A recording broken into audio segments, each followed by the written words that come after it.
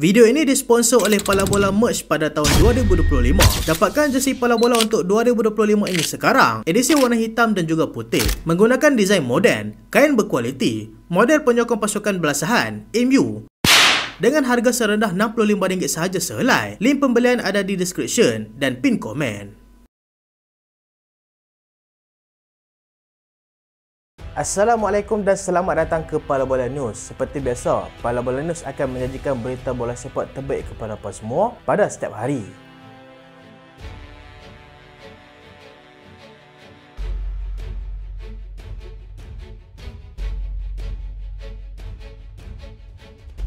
Kita mulakan dengan keputusan perlawanan yang berlangsung pada awal pagi tadi. Liga Juara-Juara Eropah separuh akhir. Arsenal tumpas 1-0 dengan pasukan Paris Saint-Germain. Dan perlawanan tumpuan pada awal pagi esok, Barcelona akan berdepan dengan pasukan Inter Milan.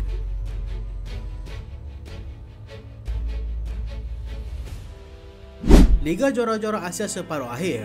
Al-Hilal tumpas 3-1 dengan pasukan Al-Ahli. Dan jadual perlawanan pada awal pagi esok, Al-Nassr akan berdepan dengan pasukan Kawasaki Frontale.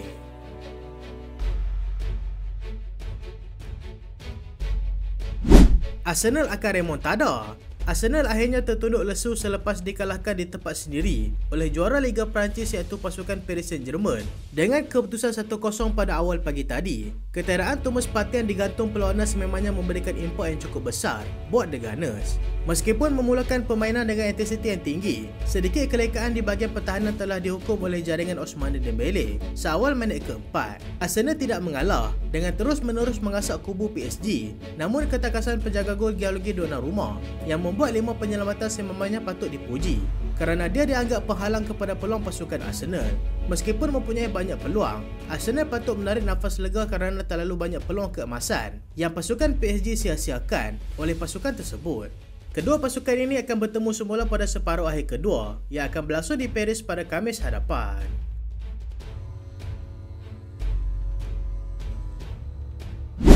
Al-Ahli ke final ASEAN Champions League.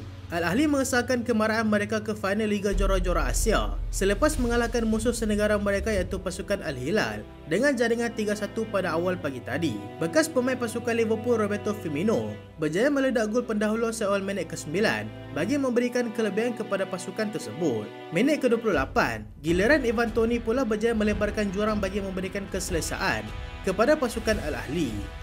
Pemain kebangsaan Arab Saudi yang bermain dengan pasukan Al-Hilal iaitu Salim Ad-Dasari berjaya merapatkan jurang dengan menjadikan gol pada minit ke-42. Perlawanan menjadi semakin sukar untuk pasukan Al-Hilal selepas pertahanan tengah mereka iaitu Kalidou Koulibaly dilahirkan kad kuning kedua pada separuh masa kedua atas tindakannya yang membuat kekasaran. Peluang tersebut digunakan sebaik-baiknya oleh pasukan Al-Ahli dengan menyerang kubu Al-Hilal bertubi-tubi dan akhirnya berjaya menjadikan gol ketiga pada minit ke-98 melalui Al-Buraikan. Al-Ahli berpeluang menjadikan gol lebih awal tetapi sayang, kegagalan Frank Kessie menyempurnakan sepakan penalti pada minit ke-86 telah menjadi penghalang. Al-Ahli akan menanti di final nanti sama ada pasukan Al-Nassr ataupun Kawasaki Frontale yang akan bermain pada awal pagi esok.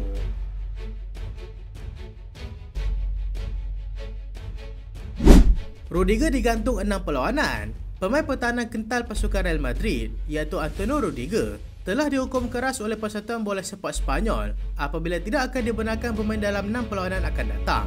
Pemain tersebut telah hilang kawalan dan menerima kad merah ketika minit-minit akhir perlawanan selepas menyalahkan keputusan pengadil yang memberikan foul kepada Barcelona di waktu Real Madrid membuat serangan terakhir. Dia telah meminta maaf secara terbuka atas kelakuannya yang dirasakannya sendiri adalah melampau. Namun dia mendapat halangan bermain tersebut ketika menjalani pembedahan lututnya. Pemain tersebut dikatakan telah bermain selama 8 bulan sambil menanggung kesakitan di bahagian lutut. Dia akan berehat sehingga hujung musim sebelum kembali untuk pertandingan Piala Kelab Dunia nanti.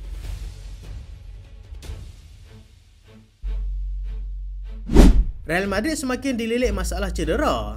Dalam upaya mereka mengejar pendahulu Liga iaitu Barcelona, Real Madrid kini dilanda badai cedera yang memungkinkan mereka semakin sukar untuk bermain di tahap terbaik. Terbaru, musim Flamini dan juga David Alaba disahkan telah berakhir selepas kedua-dua pemain tersebut mengalami kecederaan. Sebelumnya, Real Madrid telah pun kehilangan Camavinga yang turut mengalami kecederaan sehingga hujung musim ini. Selain pemain-pemain yang dinyatakan, mereka turut kehilangan Antonio Rudiger yang menjalani pembedahan lutut dan terpaksa berehat sehingga hujung musim ini. Lucas Vazquez pula digantung sebanyak 2 perlawanan akibat tindakannya dikenakan kad merah di final Copa del Rey lepas. Namun Real Madrid mungkin boleh menarik nafas lega selepas bintang mereka, Jude Bellingham, yang sebelum ini dikenakan kad merah, telah dibenarkan untuk bermain dan ditarik balik kad merahnya. Real Madrid akan cuba mengejar Barcelona dengan cuba memenangi 5 perlawanan terakhir, di mana salah satunya adalah El Clasico di Stadium Olimpico, iaitu stadium sementara Barcelona ketika ini. Untuk rekod, Real Madrid telah tewas ke semua perlawanan El Clasico pada musim ini.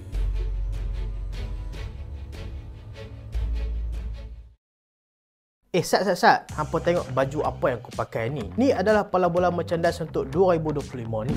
Kita ada white edition dan juga black edition. Kalau pernah dapatkan dua-dua pun boleh. Menggunakan design yang moden dan kita gunakan kain berkualiti tinggi. Lycra 260 GSM. Harga dia hanya RM65 sahaja, free postage. Hampa minat warna putih, boleh beli white edition. Kalau minat warna hitam, boleh beli black edition. Minat dua-dua, boleh beli dua-dua.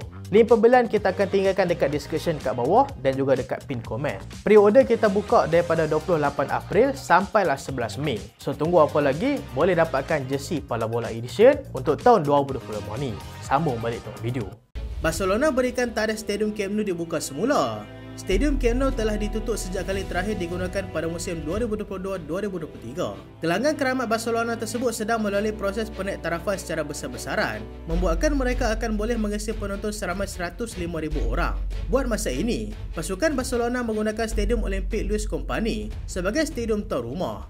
Segala projek mungkin akan selesai dan Stadium Camp Nou mungkin akan dibuka sepenuhnya pada musim 2026-2027. Tetapi mereka akan dibenarkan menggunakan stadium tersebut pada musim hadapan, dengan sebahagian stadium akan dikosongkan atas tujuan pembangunan yang masih dalam proses. Jumlah kapasiti yang dibenarkan untuk digunakan adalah 60,000 penonton, lebih 5,000 berbanding stadium yang mereka sedang gunakan sekarang. Barcelona semestinya ingin mempercepat kembalinya mereka ke stadium utama mereka bagi menjana keuntungan semaksimal mungkin bagi menyelesaikan segala masalah kewangan mereka.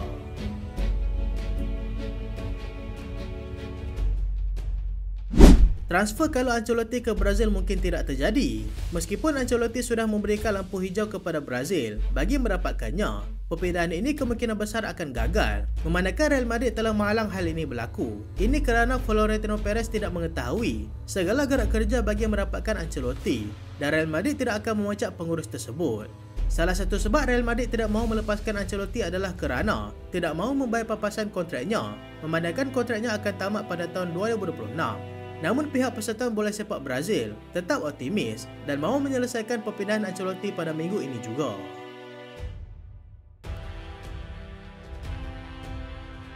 Real Madrid temui pengganti Modric. Real Madrid telah mengenal pasti Alexis McAllister daripada Liverpool sebagai pengganti yang paling sesuai untuk bintang veteran mereka iaitu Luka Modric. Mereka sanggup menawarkan setinggi 90 juta euro bagi mendapatkan bintang Argentina tersebut. Namun Liverpool tidak akan melepaskan bintang tersebut kecuali menerima bayaran sekurang-kurangnya 100 juta euro.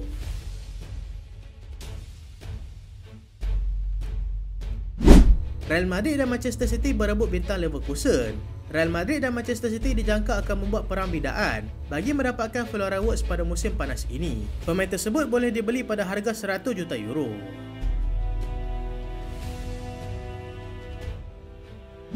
Manchester United serius kejar Ryan Cherki.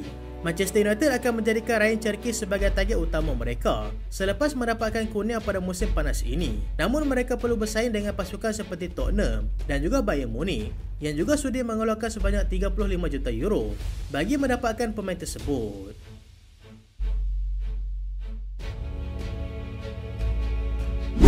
Marcus Rashford takkan kekal di Aston Villa. Bintang Manchester United yang sedang dipinjamkan ke Aston Villa ketika ini, iaitu Marcus Rashford, dijangka tidak akan melengkapkan perpindahan tetapnya ke Aston Villa.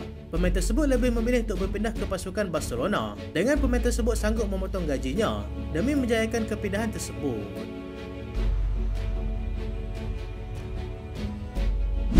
Lucas Bergvall sambung kontrak di Tottenham.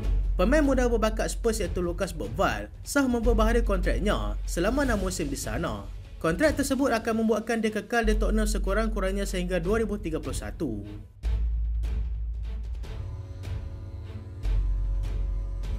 Eric Dier sah ke Monaco. Pemain bintang pasukan Bayern Munich, Eric Dier, sah akan berpindah daripada gegasi Bundesliga iaitu Bayern Munich pada musim panas ini selepas mengesahkan kepindahannya ke pasukan Monaco secara percuma. Pemain tersebut akan kekal di sana sehingga 2028.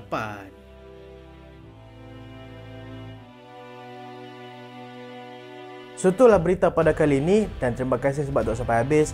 Jangan lupa like, jangan lupa share, jangan lupa subscribe. Aku Solehan. Assalamualaikum.